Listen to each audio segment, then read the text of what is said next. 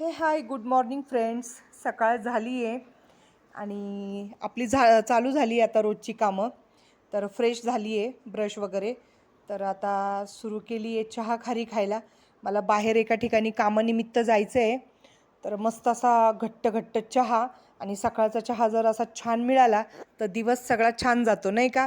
तर मस्त अशी पिळायची खारी आणि चहा जे की माझा आवडता आहे खायला सुरुवात झाली आहे. आमचा शिवराज आणि टीनू पण बघा, टीनूला चहा खारी खूप आवडते आणि शिवराज खायला बसला की टीनूला पण पाहिजे. तर टीनू हा आमचा पोपट आहे, प्रत्येक व्हिडिओमध्ये मी सांगतेच तुम्हाला.